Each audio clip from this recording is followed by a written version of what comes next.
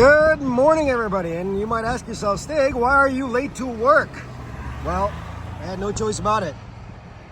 All the roads were closed because of that guy. El Presidente is here. So they closed all the roads. Anyway, let's go, Claude. Well, we're gonna be late anyway.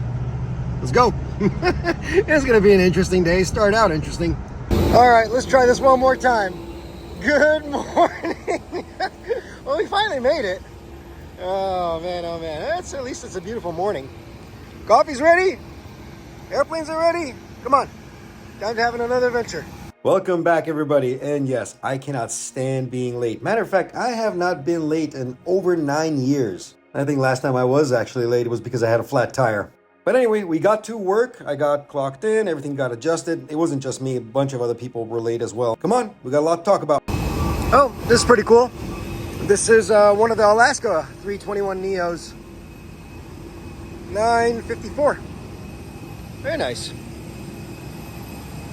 Let's go upstairs and see what differences we can find upstairs. This is my second time seeing one.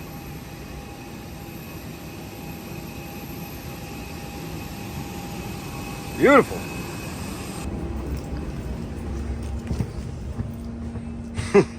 Totally different configuration. Yeah. Let's wake it up. Might as well. Come alive.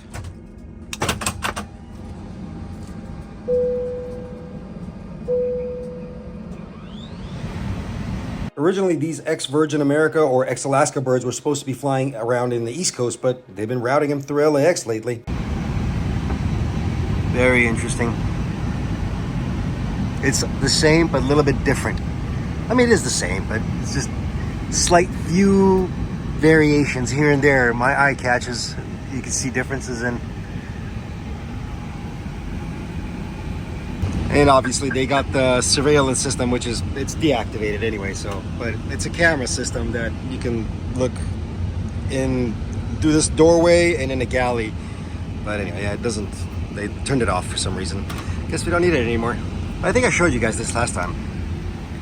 Interesting. Yeah, there they are. That's one. And there's two. But again, deactivated. Oh wait, there's a third one. Never mind. Didn't even see that one. Right above my head. Let's see how old this thing is. Yeah, it's a young airplane.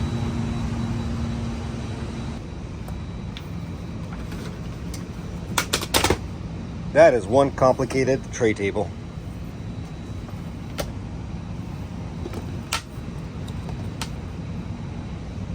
Huh. Okay.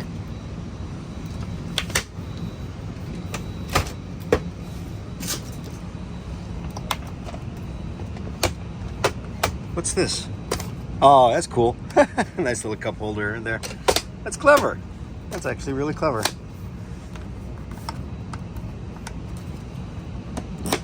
I'm assuming that's to put your iPad in there and hold it.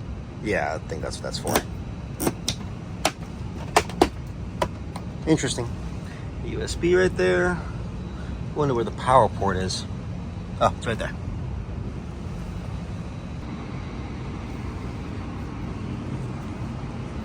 I know, weird, right? How they got the seats, and it looks like it's obstructing the exit path, but I mean, the door opens outwards. There's plenty of space to walk through. Go figure. Some engineer or somebody knows, I guess, better than anybody else. I guess that's enough space. And you got a flight attendant seat here. This is so strange.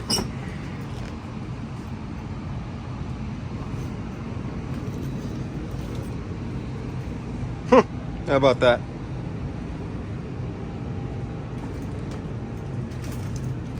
And a lavatory configuration is also completely different. Ours are not like this. Ours, all of this stuff is on the side. Yeah, that is the tiniest sink I've ever seen in my life. This is pretty laughable, isn't it? Personally, I can't stand this. I mean, I could understand making the lavatories smaller to make extra room in the cabin, but this is getting a bit ridiculous. This is tiny, and I'm a small guy. I can fit in here, but I still have trouble getting in and out of these lavatories. In another perspective, I'm a maintenance technician and I have to work in this environment. I have to get in there. Let's say I have to take off the toilet shroud or work on the sink.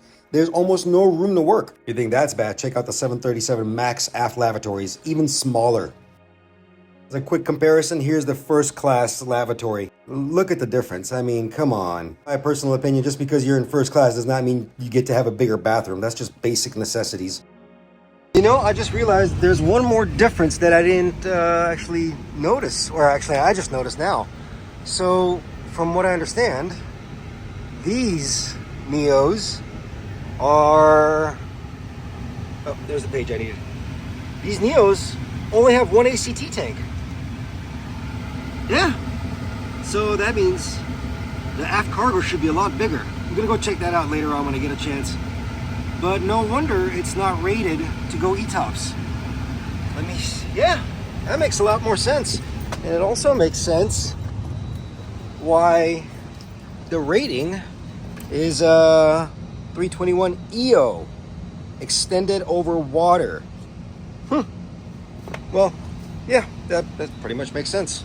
I wonder if they're going to install the second ACT tank. Probably not. I don't know. Very interesting, though. Makes a lot of sense.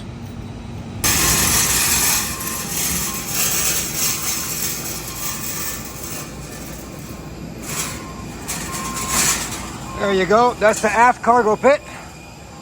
Yep. Sure enough. Look how much bigger it is. It's missing one ACT tank. That's the second one, or number one ACT. The number two usually sits right there behind it. So the cargo usually, or ours anyway, it ends right around there. But this aft cargo pit is a much bigger. How about that? Pretty interesting, huh? Very cool. Alrighty, let's go on to the next one.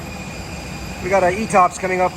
Got a 321, one of our 321 Neos coming in, and it's going to La Hui, Hawaii. So, gotta get ready for that. Here comes the first office. Here comes the ETOPS. We're going to Hawaii.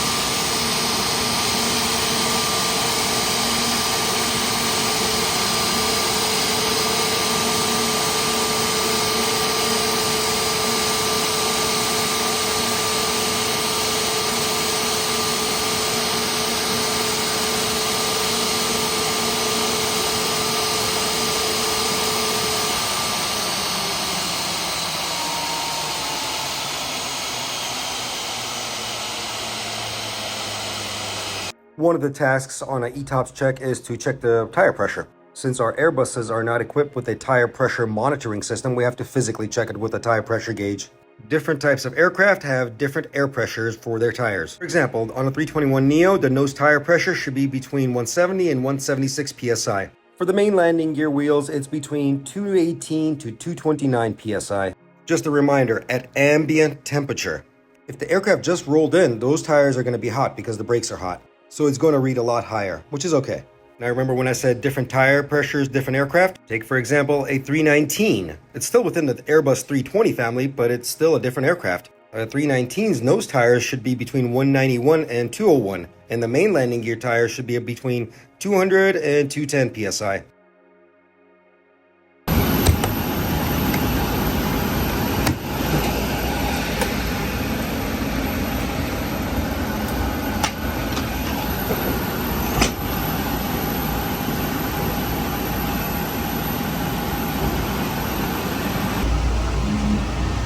Quick little wheel well inspection.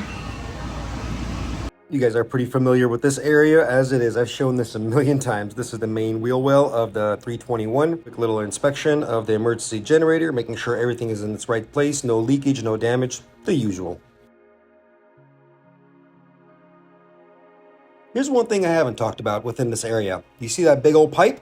That's the APU ducting. This is how the APU is sending air to the engines as well as to the air conditioning system.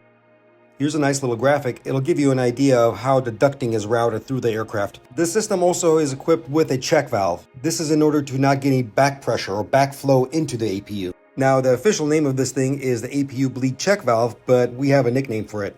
We call it the clapper valve because when that thing breaks, or the springs are deteriorated or anything, it starts making this big, huge clapping sound, metal on metal contact. You can hear it a mile away. You know exactly what's wrong with it. It's kind of funny. But it's rare this thing ever breaks. It's just a simple mechanical check valve. The two little wires that you're seeing underneath the big pipe are the fire and overheat detection system. If there was any kind of rupture within that duct or any kind of fire, those fire loops will detect overheat. These fire loops are all over the aircraft and pretty much almost every compartment of the aircraft. So the wires that you're seeing there are made out of stainless steel and they are filled with helium. The detector element operates with pressure. So if there's an increase in temperature, there's an increase in pressure within the detector. Once it senses this, it will send the information to the responder housing. This in turn will take the information and send it to the FDU, the Fire Detection Control Unit. And after that, you're gonna get a bunch of fun bells and whistles and alarms within the flight deck telling the pilots, hey, you have an overheat or you have a fire. The reason that you're seeing two little wires is because it runs on a two loop system, loop A and loop B. For redundancy, obviously. And there you go.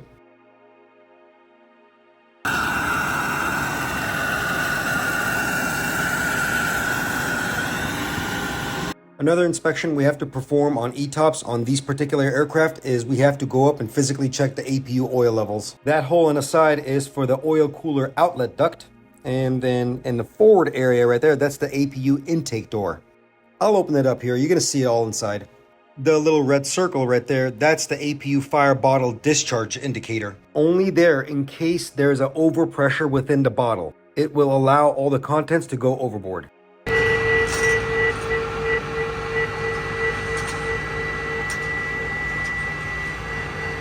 The APU was just shut down and gives me a good opportunity to show you what the intake door looks like and how it closes.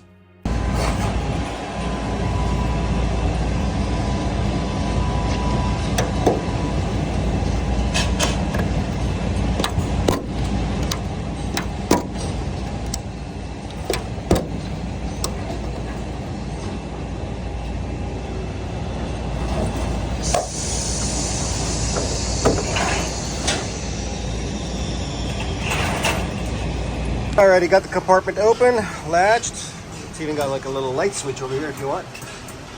I don't need it right now. But yeah, this is how we check the APU oil, right here. It's nominal, it's not below limits, but we could service it up. It's simply a little latch right here. Pop that open and the cap pops open. Ooh, it's so hot. And then you just pour. That's it, simple, very easy. We'll take care of that in a second.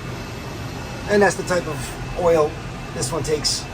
This is a 131-9A Honeywell APU. Pretty good APUs. You see that big pipe on the left right there? Looks familiar, right? Because that's the ducting that's coming off of the APU. The same ducting that I showed you in the wheel well. Right next to it, that big black unit right there, that is the generator, and right above it is the starter. Purple looking canister, that is the fuel filter, and right behind it, those two little units are oil filters. If we turn around and look at the forward firewall, you're going to see the main fuel line coming in right there, feeding the APU fuel from the left wing tank. That little button that you see there is for venting the APU fuel line. It's only for maintenance purposes. This is in order to evacuate any kind of fuel that's within the lines, basically purging the system. When you press it, what it essentially does is operates the APU pump on the ground. A nifty little trick you can use this for is to actually prime the fuel control unit if you replaced it.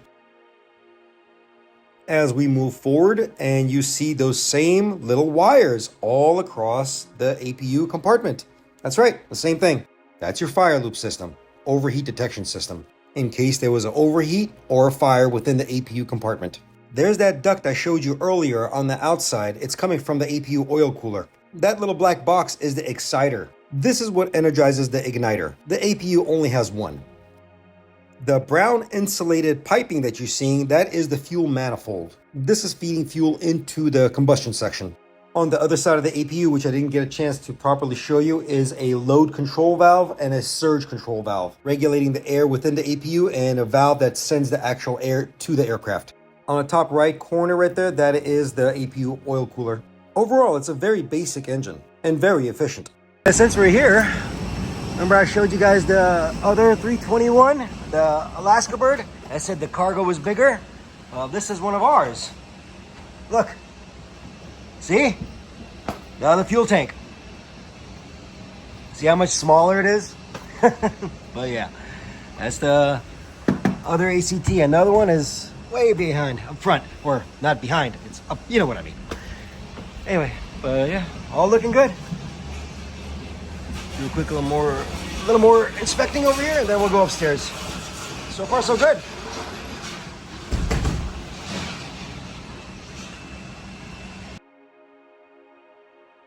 Last video, somebody asked within the comment section, Stig, talk about that line within the cargo pits. This line. This is the maximum loading line. Ramp agents are taught and trained not to load above this line. There's a particular reason for this. Why? Because you have blowout panels like this. In case of a decompression, those things pop out to equalize pressure.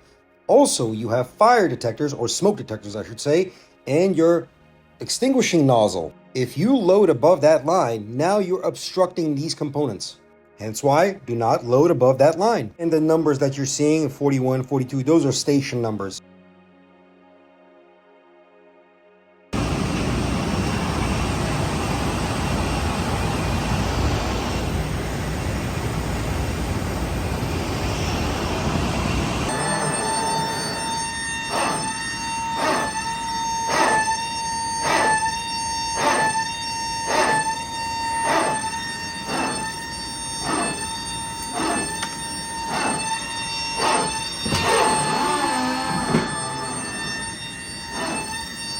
There you go. That's your famous barking dog right there. The PTU, Power Transfer Unit, in all its glory and noise. The high-pitched noise that you're hearing is the yellow electric hydraulic pump that's going.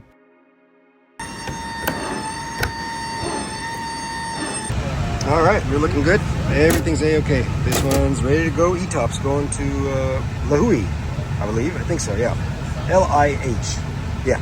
Anyway, good to go. Hydraulics are good. All the parameters are good. We'll align adders, get it all going. That's it. Happy airplane. Off to vacation with this one. Okay, on to the next one. Let's go. Next office. Looks like I got another ex-Virgin or ex-Alaska Bird.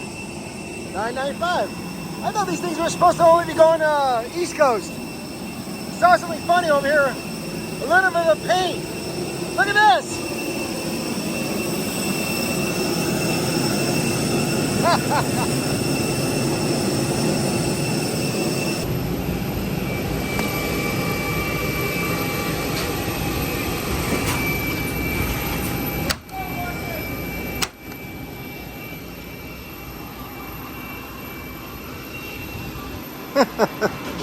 Oh, that's funny.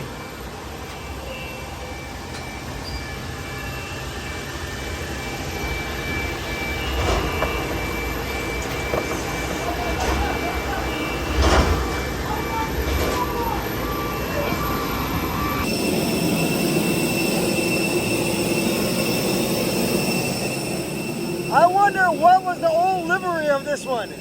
Later on, I found out this was the More to Love livery. Here you go, this one. I kind of wish they kept it. Okay, another difference I missed earlier on was the radar system. A good friend of mine, a pilot, told me, hey, take a look at the radar display panel. The weather radar, what I'm talking about here. It is completely different from our other Neos. The system is equipped with the Honeywell RDR 4000 weather radar, and apparently it's much better. I'm not gonna go into the nitty gritty of this because I'm just not knowledgeable enough. But from what I've been told, it is a much better and more efficient system. It gives you more range, it shows more weather, and does a better job at giving the pilots more critical information when it comes to any kind of turbulence or cells within the system. My pilots within the community here, feel free, educate me. I'll pin your comments. I want people to understand, and also I want to learn. So please, this one's on you. Go for it, guys. Enjoy.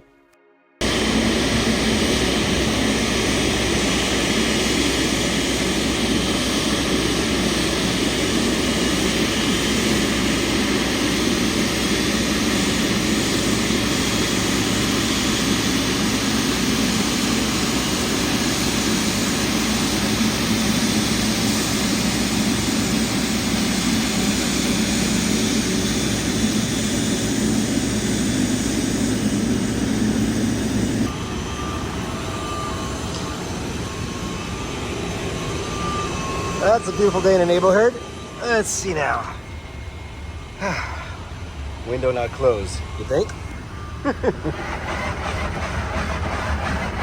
Well, you're not going to believe it. This one actually came in with a report of a, that's right, lightning strike. Now we got to do a lightning strike inspection. Fun. Hopefully we don't find anything. The dreaded lightning strike inspection. Guys, this is not an easy job. The pilots coming out of Heathrow reported a lightning strike on takeoff. This is going to be hard. Well, it looks like we got to do the whole full inspection. Got to drop the flaps, gear doors, get up on the lift, and go all over the place. Trying to find where this lightning hit, or didn't hit. We don't know yet. Suspected. Let's go.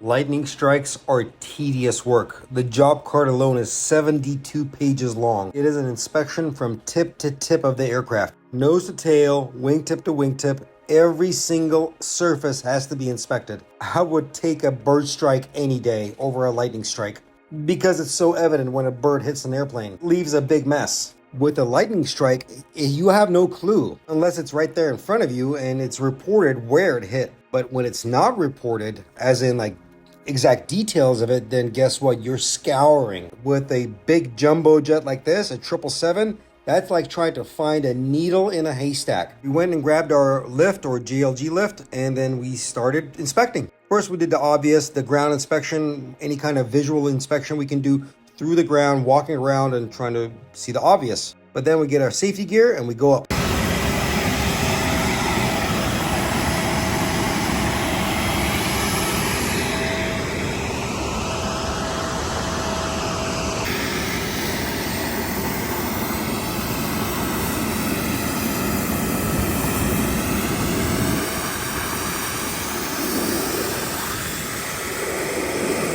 I need to put the size of this aircraft to perspective for you. Wingtip to wingtip, 212 feet. Length of the fuselage, 239 feet. The height of the tail, 59 feet. It is a literal giant. I've been up the tail of a 747 all the way to the very tippy top, and that's about 62 feet. 59 feet is pretty close to it. And I'm telling you, looking down, this is a incredible sight. If you're somebody that's scared of heights, yeah, this would be very difficult to do, but it's doable. Me personally, I have no problem with heights, so for me, this is a beautiful sight. Section by section, inch by inch, we inspect every portion of the aircraft. Inspecting the antennas very thoroughly. That's one of the VHF antennas and the SATCOM antenna right there. It's a very tedious process. Not only are we inspecting from far, this is why actually I'm using my phone. Not because to capture footage for you, that's just a bonus plus, but some portions we're just not able to get to, so I utilize the phone with its zoom capabilities to get up close and see what I can see. We keep moving forward, now we got to get on top of the wing. Yeah, this is a really interesting and beautiful experience. Walk on top of a 777-300 wing? Yes, that's a lot of fun. Up next, we inspect portions of the wing that the lift or we cannot walk on top of, which are the wingtips. We take a look at all the trailing edge surfaces, leading edge surfaces, as well as the static wicks. Static wicks are known to blow, most notably when a lightning strike happens. We also check the radome and the static dissipators, those stripes that you see. I've talked about that before in previous videos.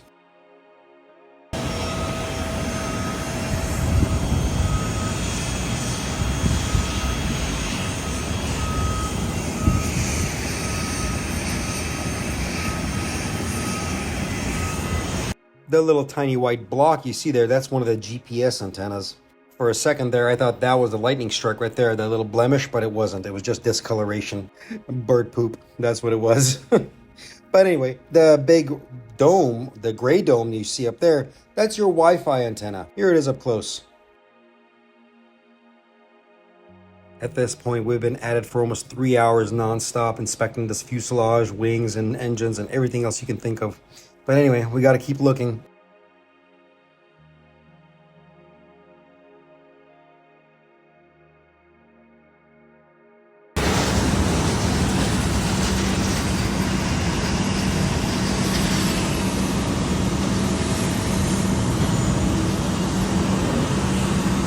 And look what have it, we finally found it on the left VHF antenna, or the number 1 VHF antenna.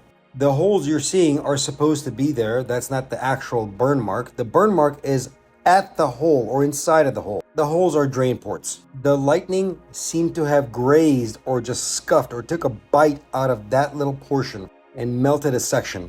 And that's pretty much what lightning does. It welds, or I should say it burns. If you're worried if it could cause damage to the internals of the aircraft, 99% of the time, no. The aircraft will conduct the electricity. The fuselage will conduct the electricity and eventually let it out. Internal portions or the computers of the aircraft are also grounded, and you have a multitude of bonding straps all throughout the aircraft. It's in order to conduct that type of electricity and let it out of the aircraft. Now the impact, yes, the impact will cause damage to the fuselage, but minor damage like that.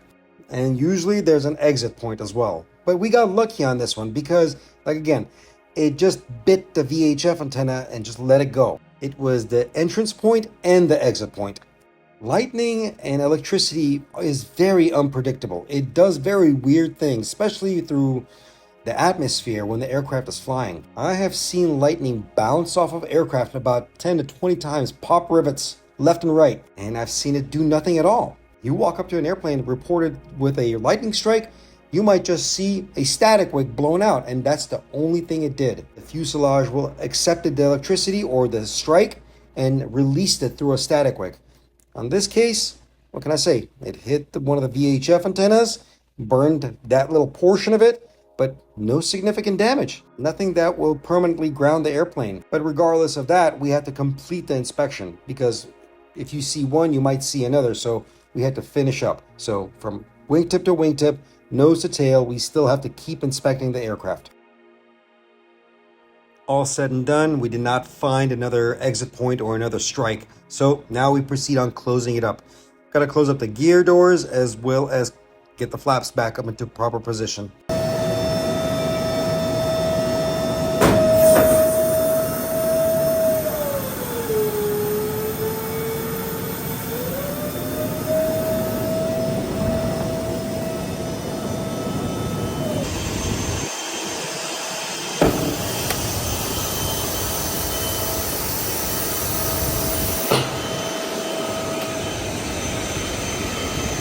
But what about the damage, Stig? No, don't worry, I'm not going to leave you hanging. Yes, the damage was still there, but we have engineering for that. I contacted engineering, explained the situation, sent them all the videos and all the photos that I took, and engineering was able to produce an EO for me, an engineering order. Engineering order is a very specific type of document. When I mean specific, it's very specific to that particular aircraft. Engineering will go into the manufacturer's tech data, like deep into the tech data, and look at the limitations and any kind of repairs that can be done, permanent or temporary. Mind you, this is after all the inspection has been completed, all the operational checks have been done, making sure the system is still functioning normally, which it was. Then and only then they can issue us this engineering order, which is a temporary repair. The task was to clean up the surface area, get any kind of burn marks out of the way, and reapply brand new Mylar tape, protective tape on the leading edge surface of that VHF antenna. The aircraft took a massive delay. I mean, I'm sorry, that's just the way it is. But at the end of the day, the aircraft went out safe, it went out airworthy, and with no malfunctions. Quite a big ordeal when it comes to a lightning strike, and now you saw the process. All right, day one down, couple more to go. That was an interesting day, wasn't it? Had to do some exciting things. Anyway, See you guys bright and early in the morning. Later. Welcome to day number 2, ladies and gentlemen. Let's go. We got more adventure. We got more things to learn. Now, a couple of weeks back, I asked you guys, do you guys like the long content or you want me to split it up? And the consensus was most of you enjoy the long videos like this. I'm going to keep it just like this. Not because I don't want to make shorter videos, but it would break the story. Why do you think I call them adventures? Because that's what it is. It's an adventure. The cool part is you can pause, stop, and watch later on. The episodes are called Stig Shifts. You guys can take shifts watching them. You don't have to consume all of this all at once. It's a lot to digest, and I understand. Take your time, watch at your own leisure. Well, we thought we were going to do the ETOPS check out there at International because this one was supposed to go out to Haneda, but turns out they had to take it off the gate and bring it over here to the hangar for a little bit, and then they're going to take it right back to the gate, but to gate 41. Anyway, long story short, we figured we'd get a little bit of head start over here and come out here and do a little bit of work.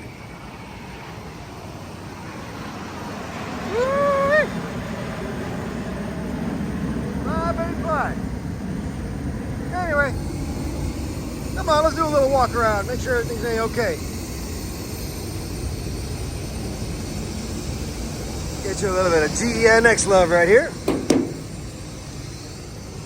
We were scheduled to do this ETOPS check that was going to go out to Haneda, and we were trying to do it at the gate, but we couldn't do it because they took it off the gate and they brought it over here to the hangar side.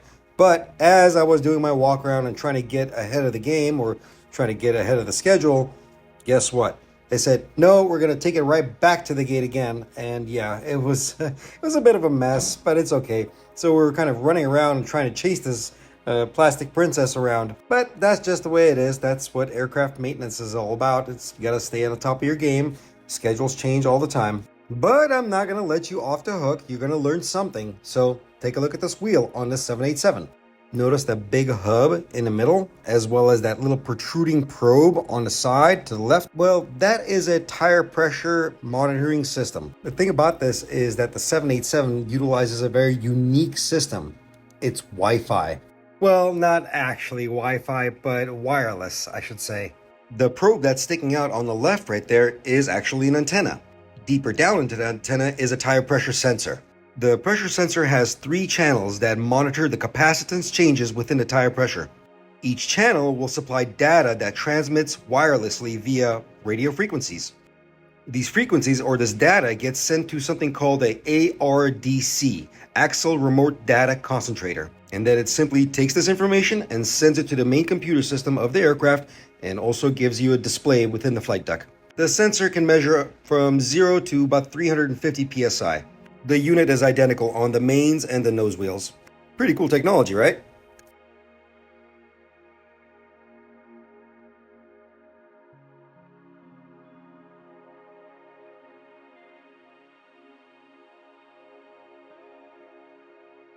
The brake pin wear indicator on the 787 is kind of interesting because when it's wearing down, it gets to a point where it kind of hides. There's electrical lines that are going across right there, and it sometimes hides behind them. So sometimes you got to put your finger on it to actually see if it's within limits or not. It's within limits on this one. You can also get the life of the brake within the aircraft, the flight deck. There's a display.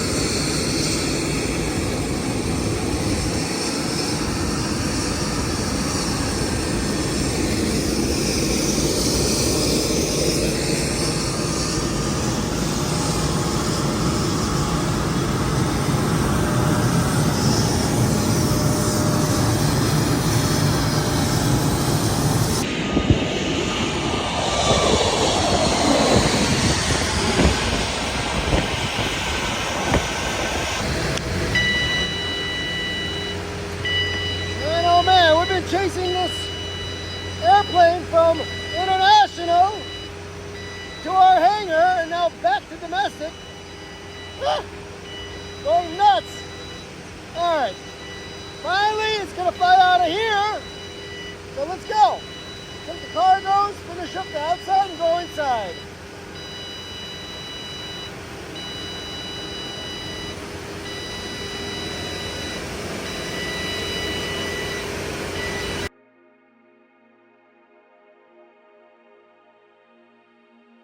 Pulling up carefully to the aircraft and walking up to the little latch and dropping it down. That releases that vent door right there, or pressure relief door, and opening up the cargo door.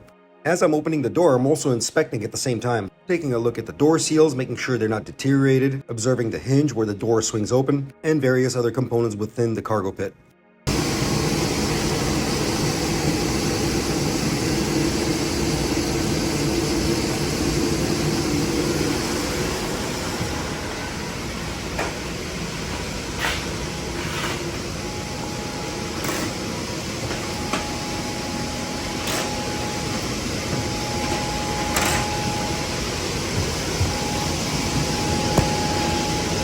Behind this netting, or this cover, is the bulk cargo pit area.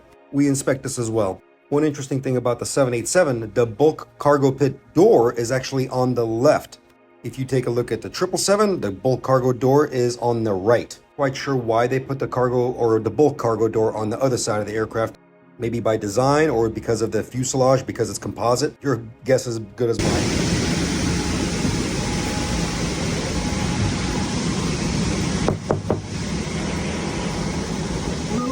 Like you see here, these are repairs.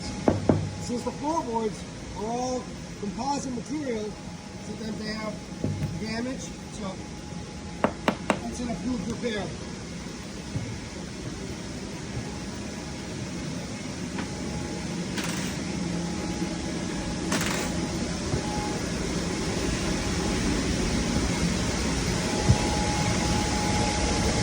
Somebody asked, why is there so much tape on the walls and the ceiling of the cargo pits? Well, that's very special tape. Well, it's cargo pit tape. It's actually flame retardant. It creates a nice seal in between the paneling of the walls and the ceiling. It's also there to cover up the fasteners. It can also be used for a multitude of repairs.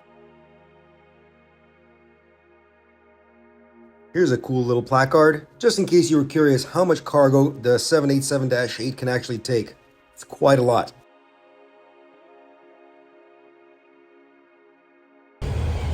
And here we go. Plastic Princess. There you go. Take a screenshot. Ain't she pretty? Honestly, this airplane's good to go. Pretty much finishing up over here. Double checking the parameters, but she's a healthy bird. She's ready to fly. Yeah, I'm happy with it.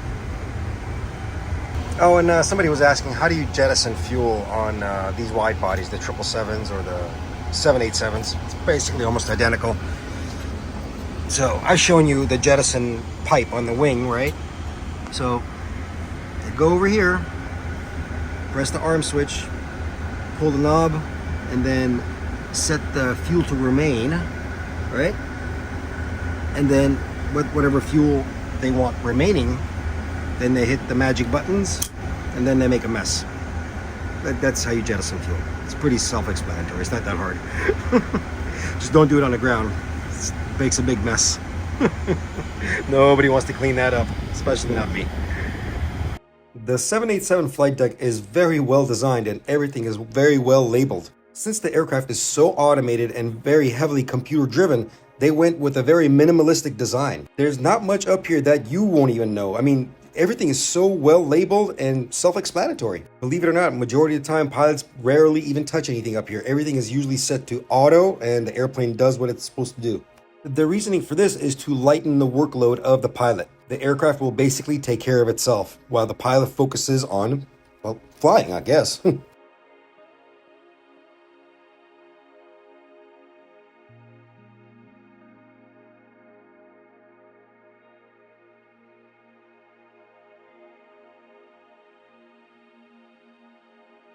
Anyway, we're done with the 787. This thing went out on time. We had a little bit of a break, and guess where we're going? That's right.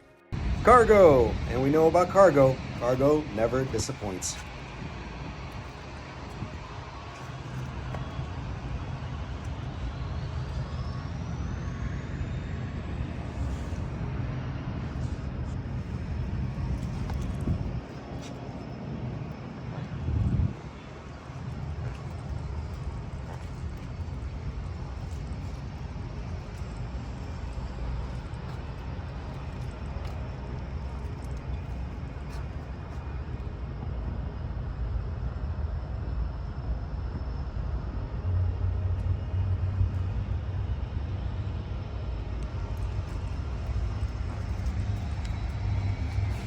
Right next to that beautiful Porsche, there was this gorgeous Ferrari 812. I really like the design of this thing, but it was in a desperate need of a car wash. Yeah, but it's okay, it's still beautiful.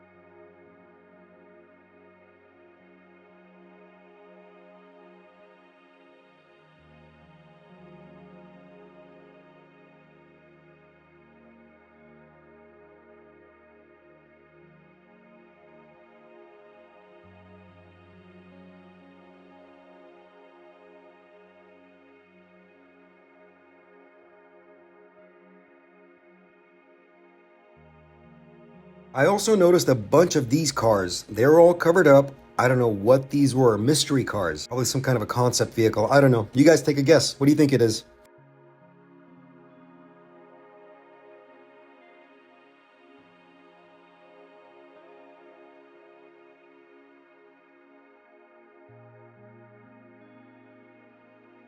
Then there was this Ferrari right here. I'm not quite sure what model this is. Regardless of that, it's still a beautiful vehicle. But as I was going back, I noticed something parked outside of the lot. Check this thing out. It was this fancy modified Lamborghini. And it's kind of funny, the back end of the bumper says "Don't Panic." You know what? It reminded me of that, one of my favorite movies actually, Hitchhiker's Guide to the Galaxy. If you guys ever seen that movie, "Don't Panic" is a thing in there. Anyway, that was pretty cool to see. That's an awesome looking Lamborghini. But anyway, time to head back. We got more work to do.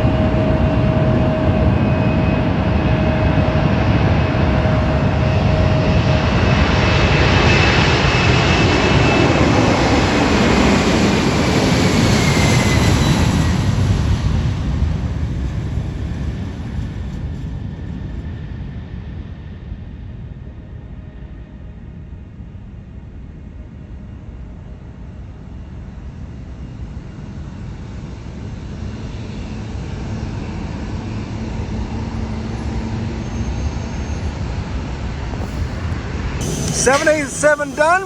Back to a 777.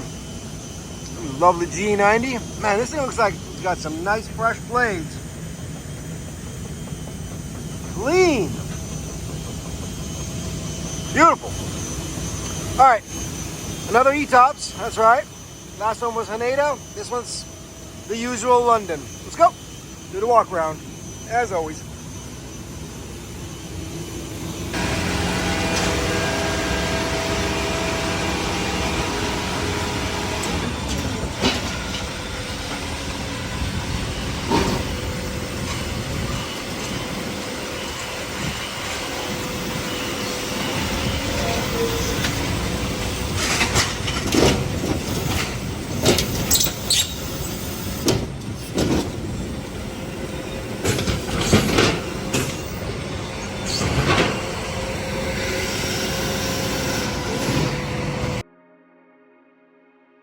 After performing the usual inspections on the outside and inspecting the cargo pits, now we get back inside the flight deck and just go through the parameters. Oh, one thing I've never mentioned or shown on the 777 is this little unit right here, or this area. If you look closely, you'll see two little probes.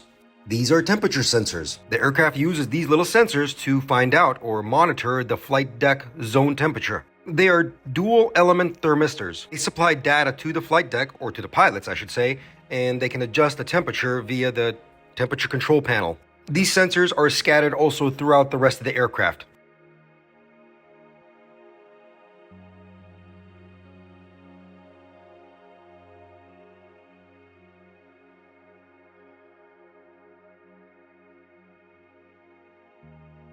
That's the panel I was talking about, the air conditioning panel. They can adjust the temperature to their desire.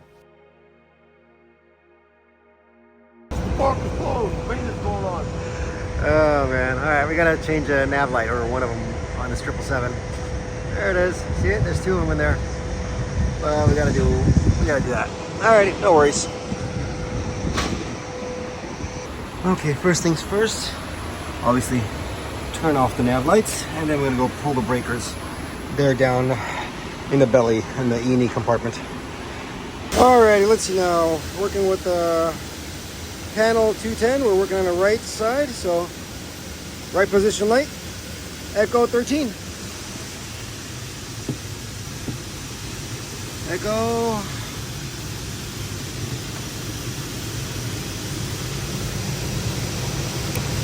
There you go. Now we can go work on it.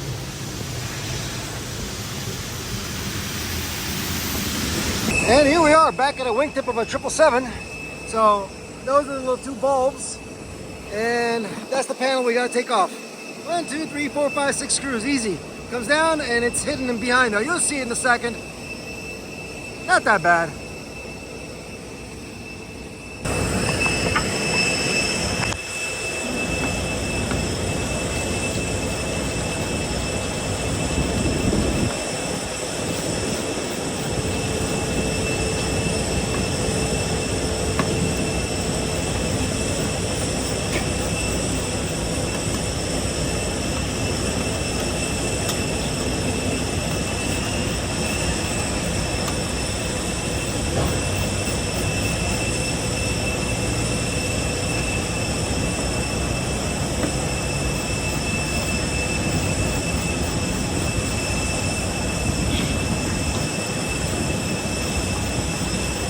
Well, they're supposed to be self-retaining screws.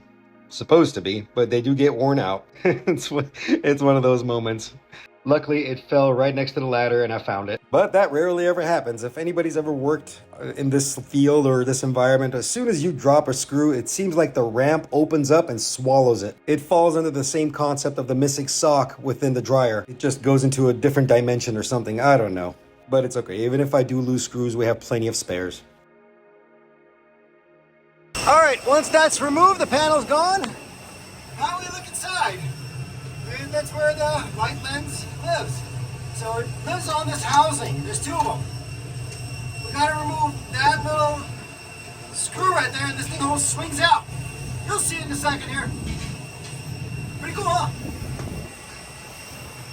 Oh, I forgot to mention, you've got to remove the cannon plug as well, so you'll see it. There you go. That's disconnected. And guess what?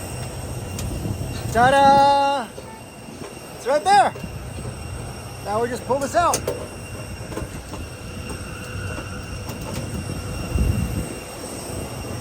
Couple of screws right there. One there, one there. The lens comes out, and we put it in a new bulb. Easy. Tuck the other panel up inside the cavity so it's not flopping around. And the lens I was talking about is the reflector around the bulb itself. The bulb itself is a halogen bulb. Even though one of them was burnt out, it's good practice to change them both out in pairs. So that's exactly what I did. Since these are halogen bulbs, you don't want to touch them with your bare hands or your fingers because you don't want to get your oils or the oils from your fingers onto the lens. It will deteriorate it. It will just make it burn out. So put on a fresh pair of gloves and do your thing. Oh, and just as a reminder, because I have to mention this, this is reference only. I am using my aircraft maintenance manuals and I am doing everything per procedure. Now, I did not get to show you guys every single step of the way. There's some things that I just didn't have a chance to film because I know the armchair mechanics are going to come out of the woodworks and the keyboard warriors are just going to start typing angrily. Anyway, reference only. Enjoy. Keep on going.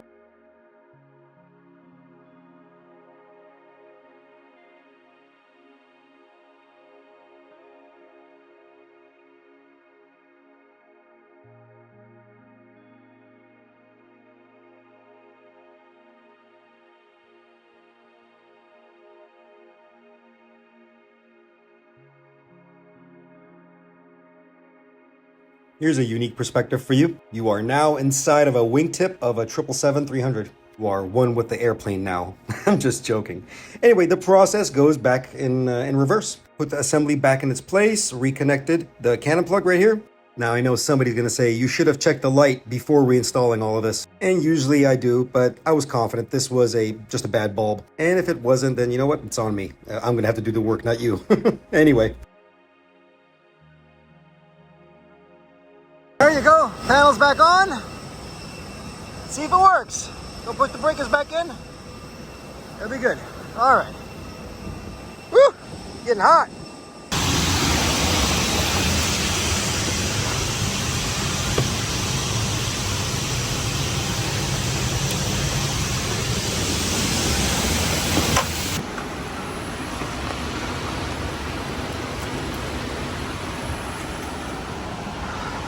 And the result product,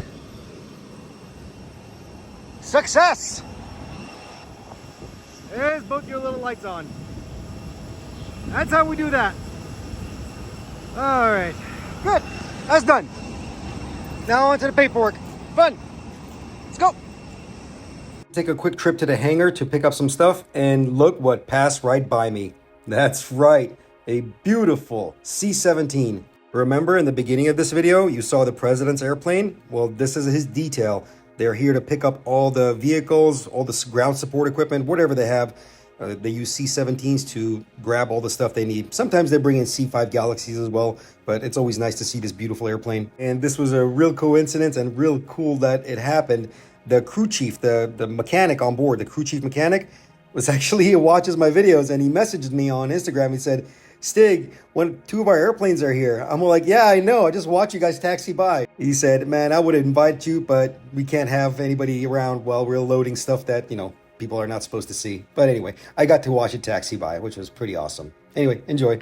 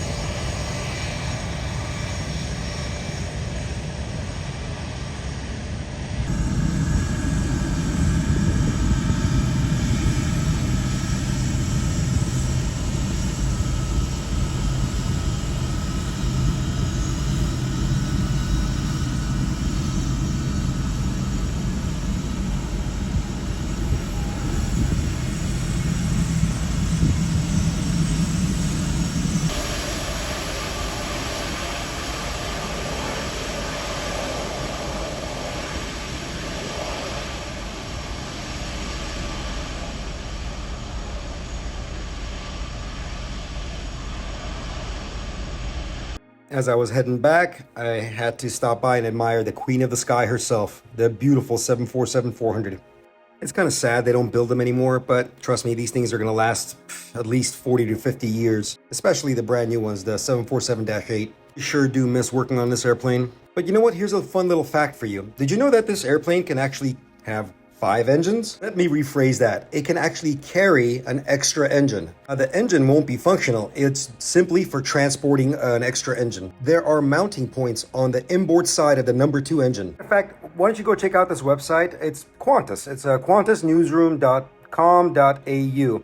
They have a full article on how they did it, and they even have a beautiful video that's on YouTube. Definitely go check it out. It's a really nice watch.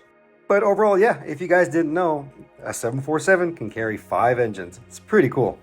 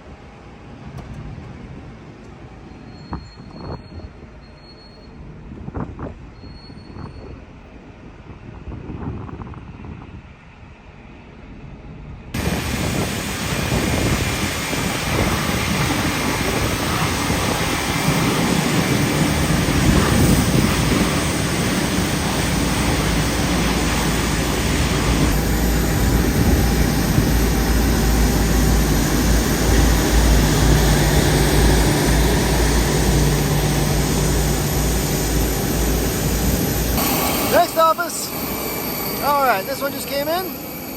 As usual, make sure everything's all right with it.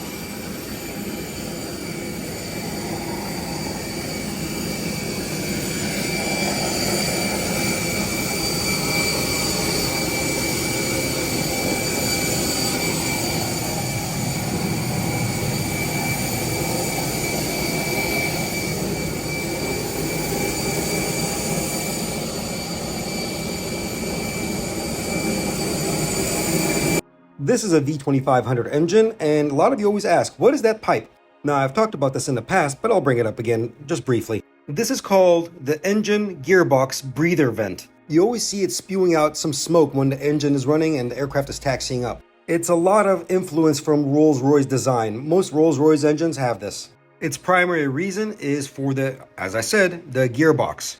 The engine gearbox breather lets the gases from the gearbox go overboard from the nacelle. It's almost equivalent to the GE or the CFM family of that pipe that's coming out the back end. The center vent tube. I've talked about it before. Well, it looks like this one's gonna stay here a little bit and doesn't leave until like almost 10 o'clock. Schedule change, so I'm gonna put it on ground power. No point in running the APU for like 3 hours or almost 4 hours. Oh well.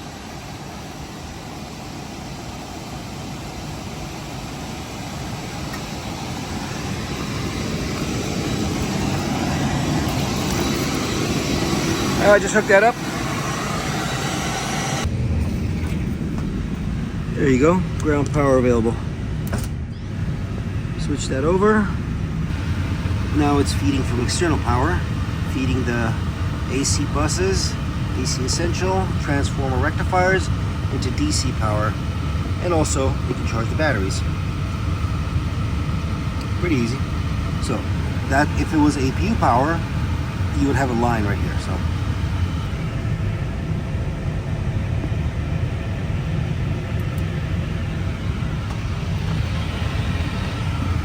This is simply the shutdown sequence of the APU. You can watch it within the parameters. The N number right there, that is the rotation speed of the engine or the gas turbine, and the EGT, exhaust gas temperatures. Where it says flap open, that's the intake door. As soon as that door closes, that message will go away.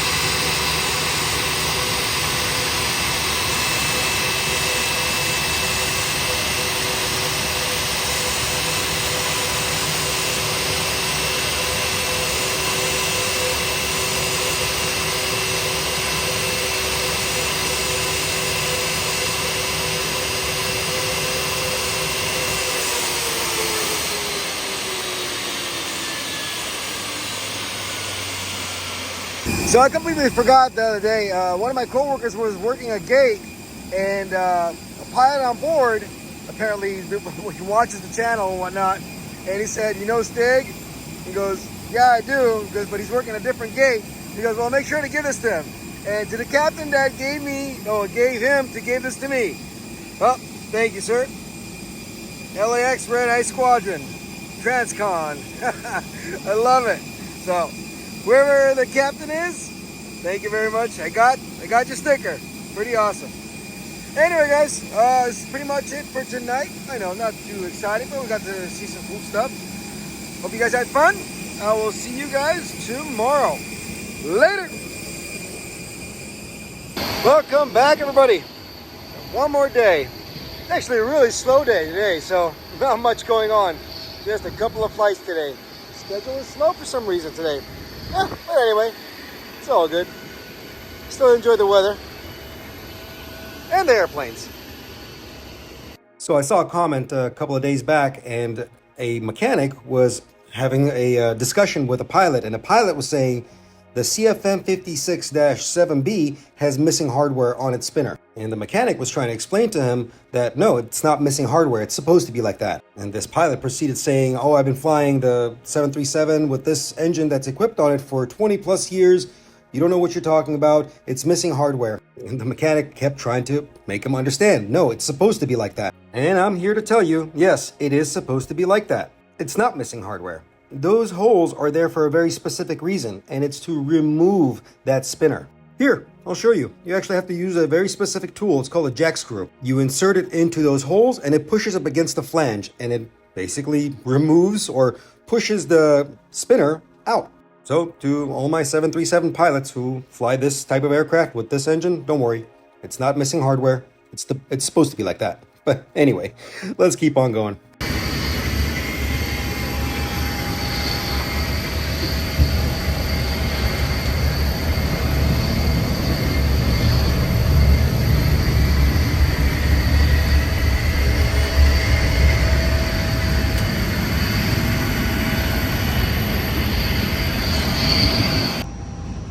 Like I said, a super slow day. Still waiting for the airplane. But somebody looks like changed the coffee maker. Have I ever shown you guys what a coffee maker looks like from the back end?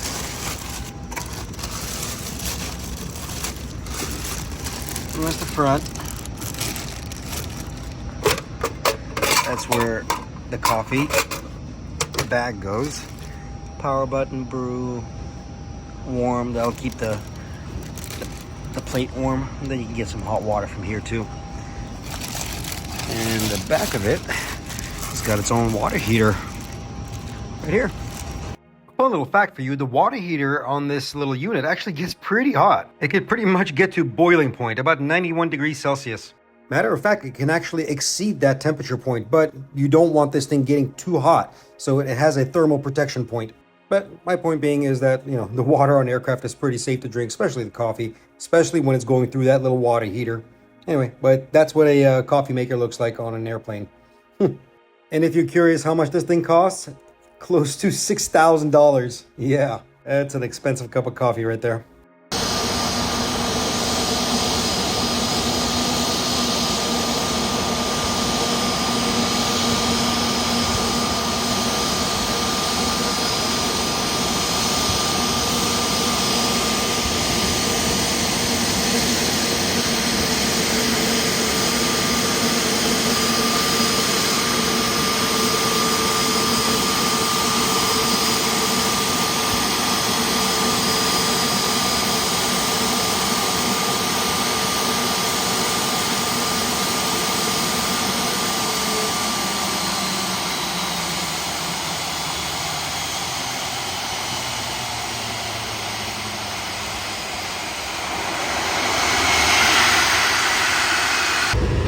Oh, it looks like it needs a little oil. I'll give it a little oil.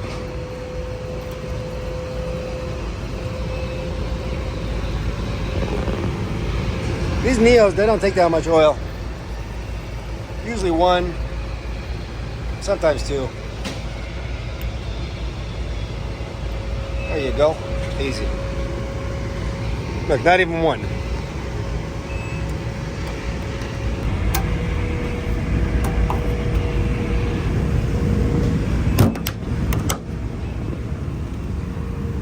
Looking good, looking good.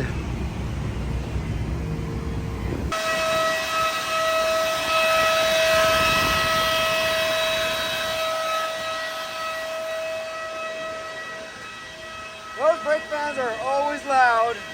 Alright. I just finished checking the tire pressures. Oh, I forgot to mention, this thing is going to Hawaii, so just gotta check the IDG oil level.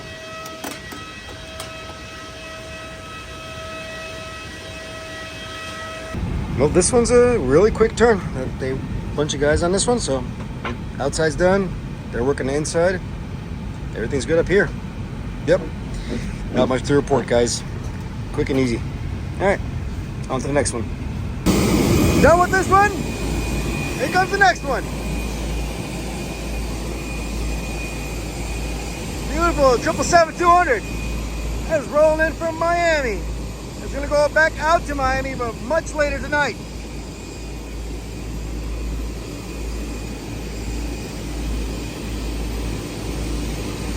Had a beautiful day.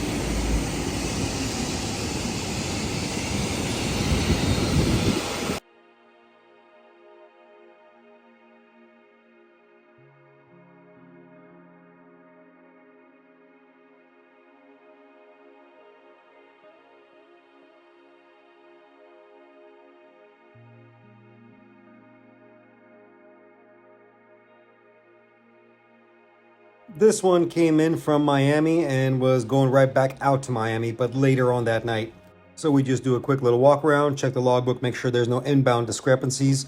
And that's about it, you know, the usual, brakes and tires, making sure all the big pieces are hanging. Otherwise, I was on standby, just kind of waiting around. So whoever needed any kind of help, I went over and helped out.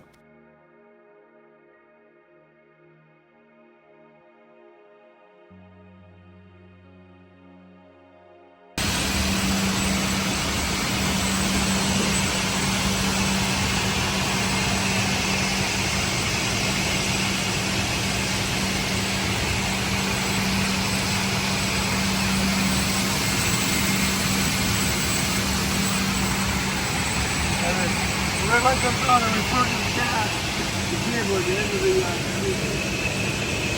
gas. Well, we're back in a 737 in the E&E Bay.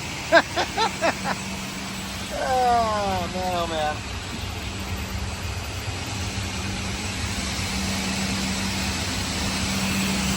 Look at that. That's the catch tray. In case water does drip from upper galleys or whatever, it'll drain down and go overboard. Anyway, I'm waiting for, oh, there it goes. There was a pack temperature control issue. We did a bite check, verified it, we're good to go. Reset, go upstairs and make sure the fault went away. Anyway, those are the research fans right there. Fun. Not bad. All right, let's get out of here.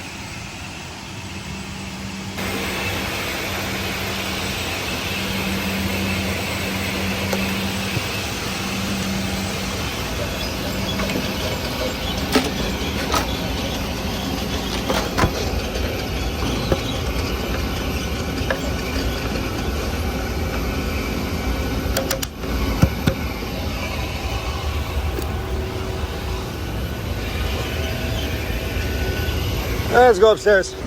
Okay, let's see now. So what was happening is that little light was coming on and put it back into configuration now, but got the packs running, but when they were hitting the recall button, that light would come back on. So just needed to reset the pack controllers. That's it. Anyway, good airplane, good to go.